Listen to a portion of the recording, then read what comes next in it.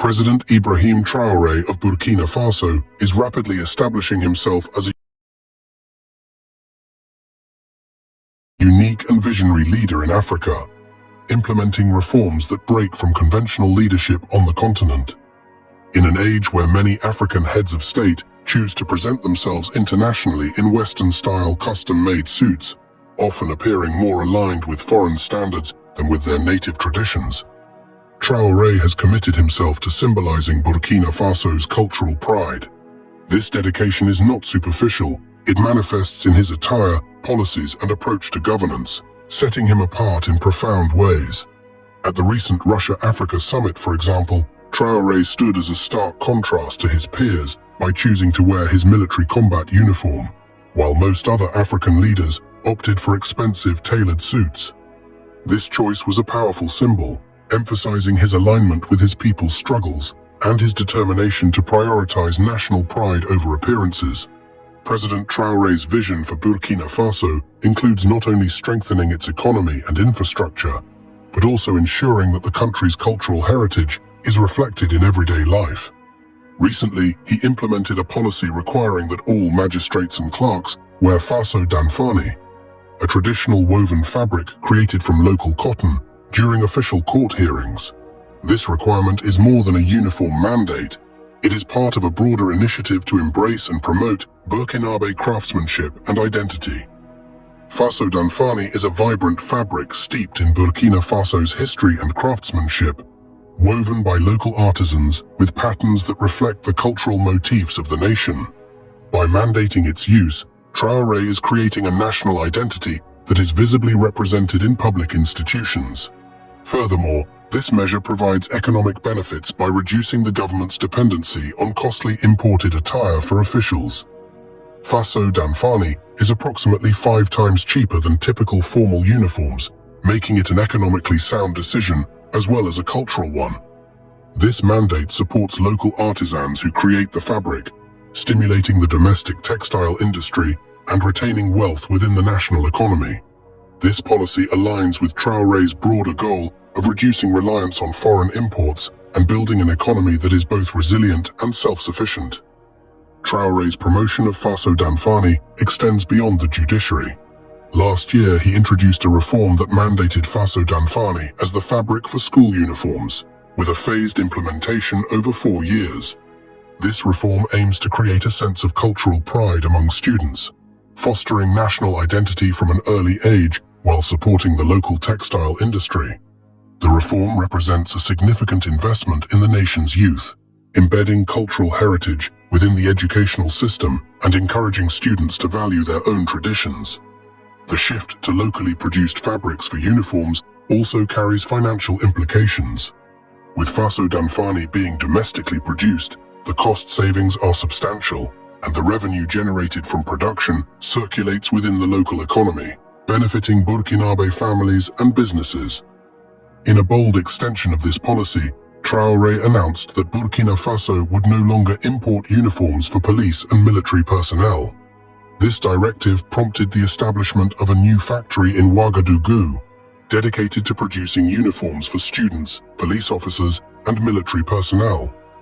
The factory is a milestone for the country's textile industry, showcasing Burkina Faso's capacity to fulfill its own needs. Equipped to produce large quantities of high-quality fabric, the factory is capable of meeting the uniform requirements of the entire nation. By creating jobs and fostering economic independence, this initiative aligns with Traore's vision of an empowered Burkina Faso. Traore's commitment to Burkina Faso's independence and economic growth goes beyond symbolic gestures. He is actively addressing structural issues that have long hindered the nation's prosperity.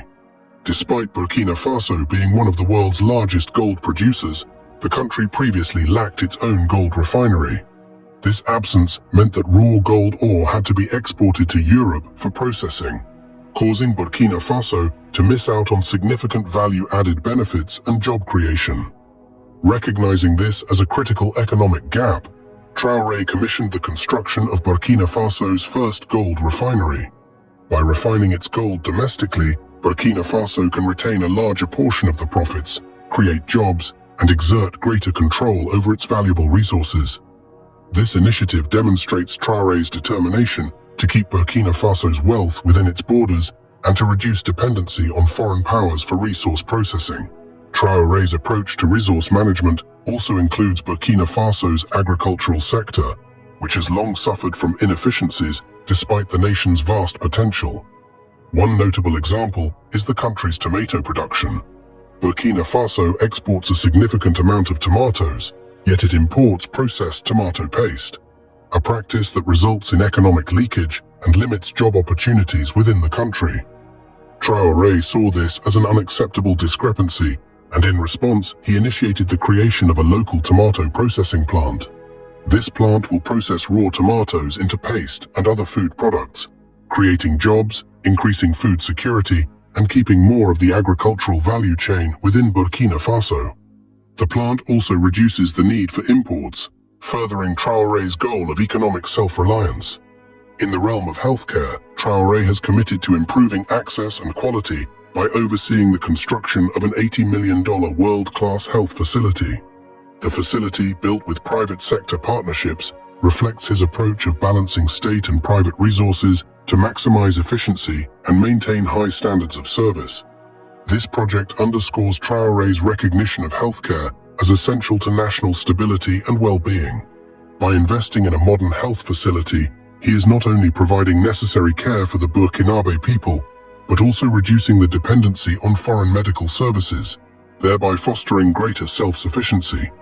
Traure's economic policies are driven by a desire to create an environment where Burkinabe citizens can prosper and actively participate in the nation's economy. One of his most impactful moves has been a series of historic tax cuts aimed at young entrepreneurs, making it easier for startups and small businesses to thrive. Traure understands that economic empowerment requires more than just job creation. It requires a systemic shift in how wealth is generated and distributed within the country. By lowering taxes on small businesses, he aims to stimulate growth at the grassroots level, encouraging innovation and providing a foundation for a diverse economy.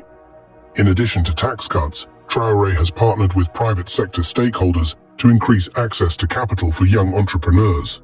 Recognizing that lack of funding is a significant barrier to business development, he has worked to create financial avenues specifically designed to support youth-led ventures. This collaboration with the private sector not only diversifies the economy, but also empowers the younger generation to contribute to national growth. One of Traure's most forward-thinking policies is his concept of popular shareholding, which allows Burkinabe citizens to become stakeholders in state-owned enterprises and public projects. For instance, he recently opened 20% of the government's telecommunications company to public investment. This initiative was a resounding success, generating $60 million that the government has reinvested